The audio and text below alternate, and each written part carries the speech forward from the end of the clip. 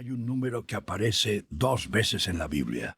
La primera vez, en el primer libro de Reyes, capítulo 10, versículo 14, es la cantidad de oro que entraba al reino de Salomón cada año. La segunda vez, en el Apocalipsis de Juan, capítulo 13, versículo 18.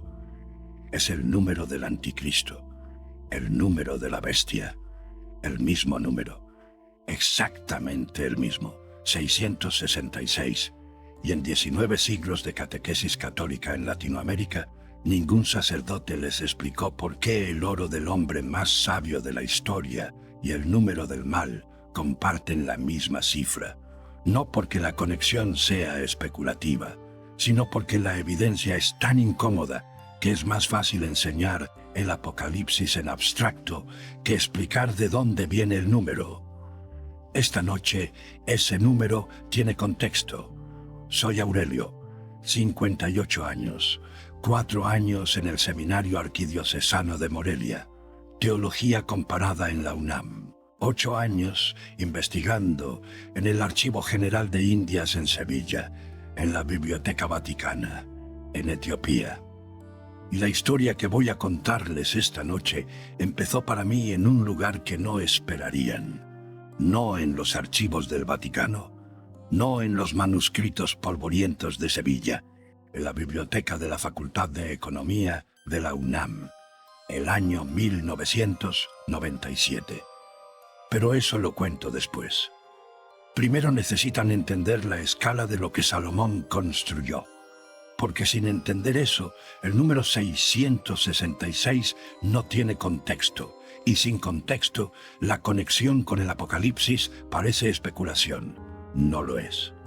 Primer libro de Reyes, capítulo 10, versículo 14. El texto dice esto textualmente.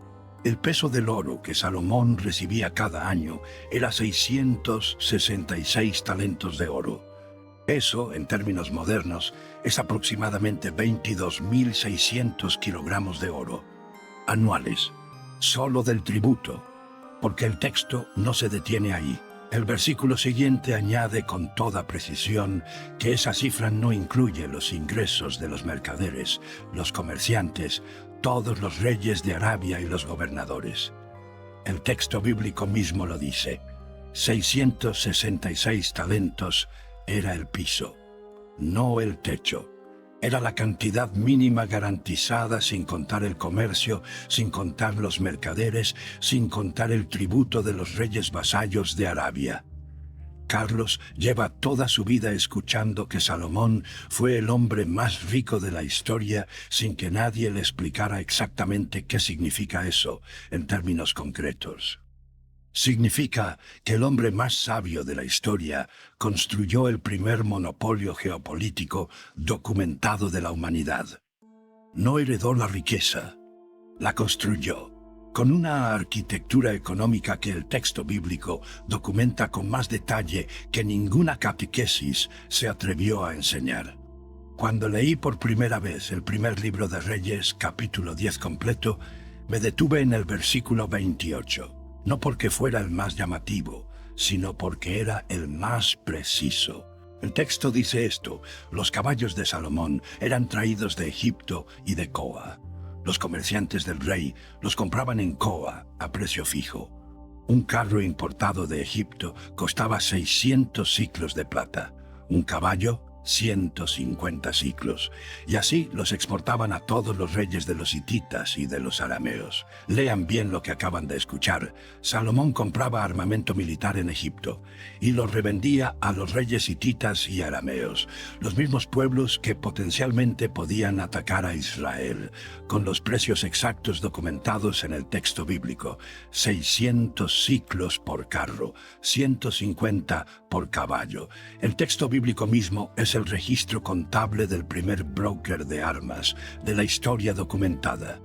Monopolio comercial, monetización de la ventaja geopolítica, conocimiento de qué querían comprar sus posibles enemigos y precio exacto al que estaban dispuestos a pagarlo. Eso es lo que la Iglesia convirtió en pasaje de edificación espiritual. Y hay una frase en ese mismo capítulo que me parece la señal más elocuente de la escala de lo que Salomón construyó. Primer libro de Reyes, capítulo 10, versículo 21. La plata no era estimada como nada en los días de Salomón. Piensen en lo que esa frase significa. La plata, que fue el estándar de valor económico durante siglos en el Mediterráneo antiguo, se volvió irrelevante. No escasa, irrelevante. La red comercial de Salomón había traído tanta plata al reino que el metal dejó de funcionar como medida de valor. Y los investigadores modernos han confirmado ese cuadro de una manera que la Biblia sola no podría establecer. El análisis isotópico, lo que los arqueólogos llaman fingerprinting de isótopos de plomo, ha rastreado la plata encontrada en yacimientos israelitas del siglo X antes de nuestra era. El origen geográfico de esa plata no era local, era Turquía, Cerdeña y España. Y el texto bíblico que dice que la plata perdió valor en tiempos de Salomón tiene confirmación arqueológica independiente. La red comercial de Salomón era literalmente intercontinental. Eso no es narrativa religiosa, es historia económica documentada. Y en ninguna clase de catecismo de América Latina se enseñó como tal.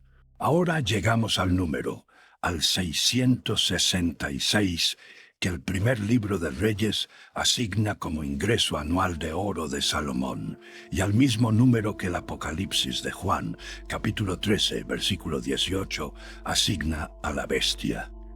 ¿Es coincidencia? El comentario Pulpit es una de las fuentes de exégesis bíblica académica más citadas del siglo XIX anglosajón. No es un texto esotérico. No es especulación popular, es la referencia estándar que teólogos y pastores protestantes usaban para preparar homilías durante décadas.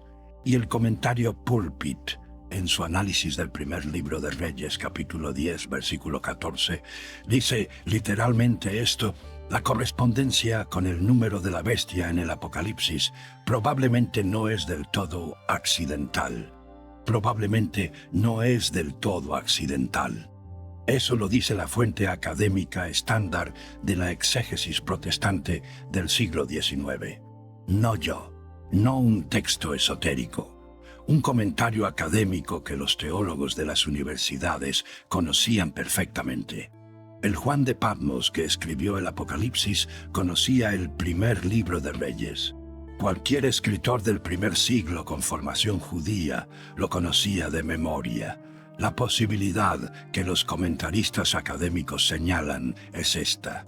Cuando Juan describe en el Apocalipsis capítulo 13 a una bestia que controla quién compra y quién vende, que administra el comercio global, que tiene un número, ese número 666, Juan podría estar condenando un modelo. No inventando una cifra, sino señalando un precedente. El sistema comercial de Salomón como el modelo original del imperio que corrompe. El mismo sistema que convirtió la plata en irrelevante. El mismo sistema que compró armas en Egipto y las revendió a los enemigos de Israel. El mismo sistema que concentró 22.600 kilogramos de oro en las manos de un solo hombre. Ese sistema, con ese número siglos después convertido en el sello de la bestia. Si esa lectura es correcta, el Apocalipsis no inventó el número del mal, no reconoció. Y la Iglesia canonizó los libros de Salomón como escritura sagrada, y el Apocalipsis como escritura sagrada, y en 19 siglos nunca le explicó al pueblo que el número del anticristo y el oro del sabio tienen la misma cifra. No porque no lo supieran, sino porque explicarlo requería explicar el sistema que Salomón construyó. Y el sistema de Salomón no era lo que la catequesis enseñaba. ¿Y qué enseñaba la catequesis? Eso requiere entender lo que hicieron con los textos. Jerónimo, Orígenes y Agustín, los padres de la Iglesia de los siglos IV y V, que establecieron cómo debía leerse la Biblia. Los tres tomaron los libros de instrucción práctica de Salomón, Proverbios y Eclesiastés, y los convirtieron en alegorías de virtudes espirituales.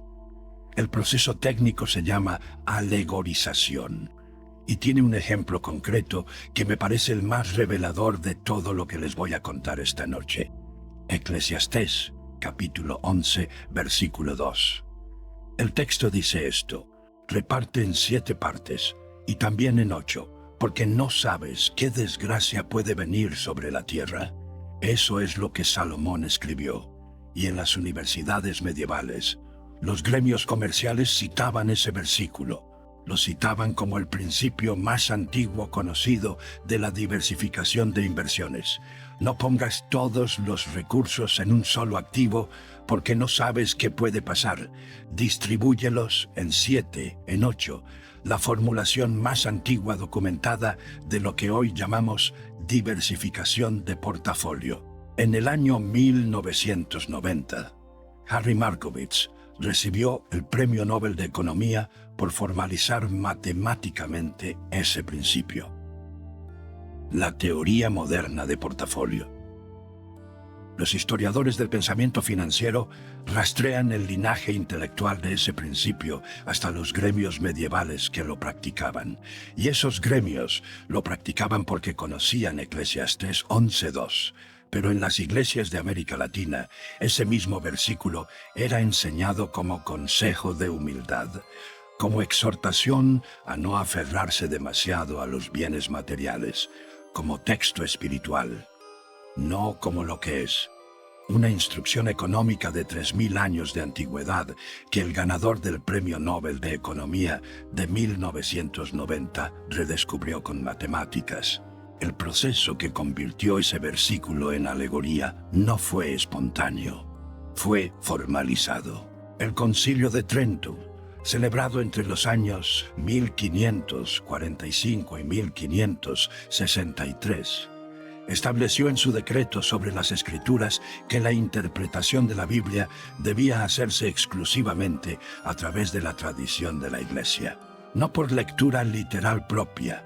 Eso significa que el lector individual, el feligrés que abría Eclesiastés y leía en voz baja el versículo 11:2, no tenía autoridad para interpretar ese texto como instrucción económica.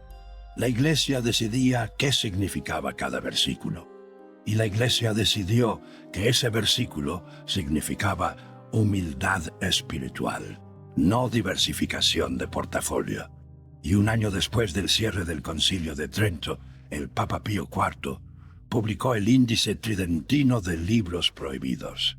Ese índice condenaba en términos categóricos los textos de magia, artes adivinatorias y evocación de demonios. Bajo esa categoría cayeron los grimoires salomónicos, incluyendo la Clavícula Salomonis, el texto que los mismos monjes benedictinos habían copiado en sus monasterios durante 500 años. Fue declarado demoníaco en 1564. La misma institución que preservó el texto declaró el texto prohibido. La misma institución que canonizó a Salomón como sabio condenó los textos con el nombre de Salomón como diabólicos. Esa doble moral tiene documentación concreta, no es interpretación. Son los registros del Concilio de Trento y el Índice de Pío IV. Cualquier historiador puede verificarlos. Ahora quiero contarles lo que pasó en la biblioteca de la Facultad de Economía de la UNAM en el año 1997. Yo tenía 30 años. Hacía un par de años que había terminado la teología comparada. No estaba buscando lo que encontré. Estaba revisando bibliografía secundaria sobre la racionalidad económica en el pensamiento antiguo para un trabajo personal. El tipo de bibliografía que no circulaba en los seminarios, la que solo llegaba a las facultades de ciencias sociales, las revistas académicas anglosajonas de historia económica. Encontré un volumen sobre el pensamiento económico en el antiguo Oriente Próximo. Un comentario anglosajón serio, del tipo que los estudiantes de economía de la UNAM usaban para entender los antecedentes de la teoría moderna. Abrí el capítulo sobre Israel. y había una sección sobre el primer libro de Reyes, capítulo 10, sobre la organización económica del reino de Salomón, no como texto de fe, como objeto de análisis económico histórico. Era la primera vez en mi vida que veía tratado ese texto como lo que también es, un documento de política económica. Seguí leyendo y llegué a la discusión sobre Eclesiastés 11:2. El comentario señalaba que ese versículo había sido identificado por historiadores del pensamiento financiero como la formulación más antigua conocida del principio de diversificación de portafolio. Y entonces vi algo que me hizo detenerme. En el margen del libro alguien había escrito con lápiz, letra pequeña, limpia, sin identificación, 4 palabras y un nombre. Ec 11:2, Markovits. Avant la lettre. No supe en ese momento quién era Markovits. Avant la lettre es una expresión francesa que significa antes de que existiera el concepto. Alguien, un estudiante anónimo de economía en la UNAM, había reconocido en ese margen lo que yo acababa de leer en el cuerpo del texto. Que el versículo que mi seminario enseñaba como consejo espiritual era el mismo principio que le daría el premio Nobel a un economista 47 años después. Salí de la biblioteca. Fui a buscar a Markovits en la sala de revistas. Leí, entendí, y la rabia que sentí esa tarde no era contra la iglesia en abstracto, era contra algo muy específico. Durante 4 años en el seminario, nadie me había enseñado que el texto que teníamos en las manos era también un manual económico, que la misma Biblia que leíamos en el refectorio tenía dentro el principio que los economistas del siglo XX redescubrían como innovación teórica.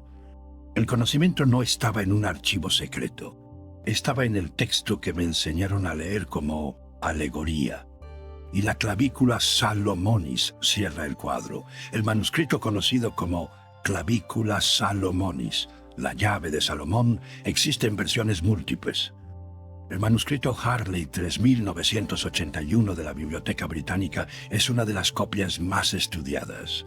Contiene los pentáculos de Venus, protocolos para atraer prosperidad y proteger el patrimonio. La tradición manuscrita rastrea el origen de esas copias a los scriptoria benedictinos de los siglos IX al XII. Los monjes benedictinos copiaban ese texto, lo preservaban, en los mismos monasterios donde también copiaban los evangelios y las epístolas, durante 500 años. Y en el año 1564, el índice de Pío IV los declaró demoníacos. La misma institución que durante 5 siglos preservó los manuscritos a través de sus propios monasterios, los condenó como peligrosos para el pueblo. No argumentó que eran incorrectos, los condenó. Se refuta lo que es falso, se condena lo que es verdadero, pero amenaza el poder institucional. Eso es lo que el índice tridentino hizo con los pentáculos de Venus de la clavícula. Algunos dirán que exagero, que la alegorización medieval fue un proceso genuino de profundización teológica, que no hay conspiración, sino desarrollo doctrinal. Esa objeción tiene validez parcial, no la descarto. El proceso de alegorización no fue una decisión tomada en una reunión secreta una noche, fue gradual, tomó siglos. Pero hay una pregunta que esa objeción no puede responder satisfactoriamente. ¿Por qué el desarrollo doctrinal ocurrió siempre en la misma dirección? ¿Por qué cada decisión, de Orígenes en el siglo II al Concilio de Trento en el siglo XVI, movió los textos de Salomón en el mismo sentido? De la instrucción práctica hacia la abstracción espiritual, de la herramienta económica hacia la metáfora de virtud, de la autonomía del creyente hacia la necesidad del intermediario clerical. La consistencia de una sola dirección durante 20 siglos no es desarrollo orgánico, es política institucional, y esa política tiene una consecuencia concreta que Carlos vive hoy. Carlos, que lleva toda su vida rezando para tener prosperidad, sin saber que el texto que reza contiene la instrucción económica más antigua documentada de la historia occidental, sin saber que la misma Biblia que tiene en el estante de su cuarto tiene adentro el principio que Harry Markovits le enseñó al mundo en 1990. Sin saber que el número que el Apocalipsis llama el número de la bestia es el mismo número que el primer libro de Reyes asigna al oro anual del hombre más sabio de la historia. Esa es la consecuencia de 20 siglos de alegorización. Un pueblo con fe pero sin herramientas. Con texto pero sin instrucción. Con la Biblia en la mano pero sin las páginas que Salomón escribió como manual. Llegamos a lo que prometí desde el título. La instrucción económica que Salomón dejó documentada y que la catequesis eligió no enseñar, no como revelación esotérica, como restitución. Primer sistema. Eclesiastés, capítulo 11, versículos 1 al 6. El principio de distribución de Salomón, el mismo que Harry Markovits formalizó con matemáticas en el siglo XX. El texto dice esto: echa tu pan sobre las aguas, porque después de muchos días lo hallarás. Reparte en 7 partes y también en 8, porque no sabes qué desgracia puede venir sobre la tierra. El que mira al viento no sembrará, y el que mira a las nubes no segará. Por la mañana siembra tu semilla, y por la tarde no detengas tu mano, porque no sabes qué prosperará, si esto o aquello, o si ambas cosas serán igualmente buenas. ¿Cuándo fue la última vez que un sacerdote les leyó ese texto y les dijo que era instrucción económica? Nunca. Porque para decirlo, tendría que admitir que Salomón no estaba hablando de virtudes espirituales. Estaba hablando de gestión del riesgo, de distribución de recursos en múltiples proyectos, porque nadie puede predecir cuál prosperará. De no paralizar la acción por esperar condiciones perfectas, de sembrar por la mañana y no detenerse por la tarde porque no sabes cuál de las siembras dará fruto.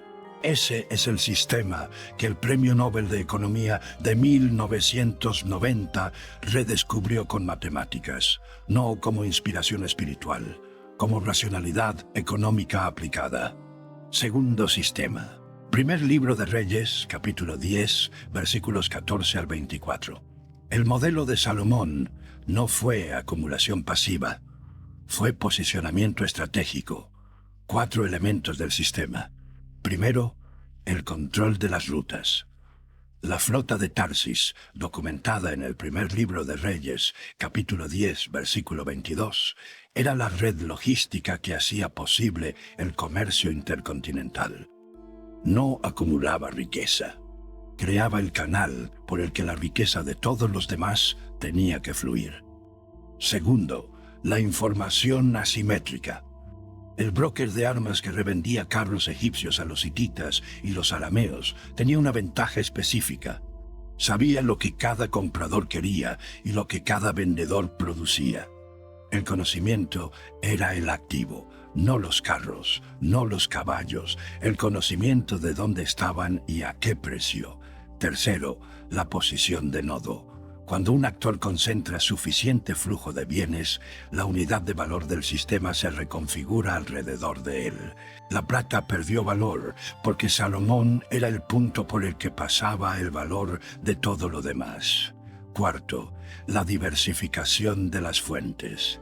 El texto bíblico documenta ingresos del tributo de los reyes vasallos, del comercio directo, de los mercaderes que pagaban licencias para operar en las rutas del reino y de las flotas, no una fuente de ingresos, múltiples, distribuidas. El mismo principio de Eclesiastés 11:2, aplicado a escala de reino. No porque sea coincidencia, sino porque era el mismo hombre, y la catequesis convirtió los proverbios en alegorías y no explicó el sistema. Eso es lo que se suprimió, no el texto en sí, la instrucción de cómo leerlo. Quiero darles algo concreto para esta noche. 2 textos. El primero, Eclesiastés, capítulo 11, versículos 1 al 6. Ese texto está en la misma Biblia que tienen en casa. Léanlo no como texto de meditación. Léanlo como instrucción económica. Subrayen el versículo 2. Reparte en 7 partes y también en 8, porque no sabes qué desgracia puede venir sobre la tierra. Y aplíquenlo, no en sentido espiritual, en sentido literal. Si tienen un ingreso, no lo concentren en un solo lugar. Si tienen recursos, distribúyanlos. No porque sea virtud espiritual, sino porque Salomón lo comprobó y porque Harry Markowitz lo demostró con matemáticas en 1990. El mismo principio, 3000 años de distancia, la misma instrucción. El segundo texto, primer libro de Reyes, capítulo 10, versículos 1 al 24. Léanlo completo, no como narrativa de admiración por la riqueza de Salomón, como modelo. Identifiquen los 4 elementos del sistema: el control del canal, la información asimétrica, la posición de nodo, la diversificación de las fuentes, y pregúntense con cada elemento qué versión de ese principio es posible en la escala de sus propias vidas. Eso es lo que Salomón dejó documentado, no como secreto esotérico, como instrucción práctica que la catequesis convirtió en narrativa de admiración sin ningún contenido aplicable. El texto no cambió. Lo que cambió fue la instrucción de cómo leerlo, y esta noche esa instrucción se restituye. Quiero cerrar con la imagen con la que empecé, la Facultad de Economía de la UNAM, un martes de 1997. Un hombre de 30 años con 4 años de seminario y 2 de teología comparada, leyendo un comentario anglosajón sobre la racionalidad económica del antiguo Israel. Un estudiante anónimo que escribió en el margen 4 palabras y un nombre. Ec ons dos, Markowitz avant la lettre. Ese estudiante anónimo de economía supo algo que ningún sacerdote me había enseñado, no porque fuera más sabio, sino porque estaba leyendo el texto sin la instrucción de que era alegoría espiritual. Lo leía como economista, y como economista vio lo que Salomón había escrito con total claridad. Eso es lo que 20 siglos de alegorización le quitaron al pueblo que llevaba la Biblia en la mano y rezaba para tener prosperidad. No el texto, la instrucción de cómo leerlo. Esta noche ya saben que el número 666 en el primer libro de Reyes es el oro anual de un sistema económico tan poderoso que siglos después el autor del Apocalipsis lo usó como modelo del imperio que corrompe. Esta noche ya saben que Eclesiastés 11:2 es la instrucción económica más antigua documentada de la historia occidental, y que esa instrucción estuvo en la Biblia que les pusieron en la mano desde la primera comunión, sin que nadie les dijera qué era. Eso ya no es así.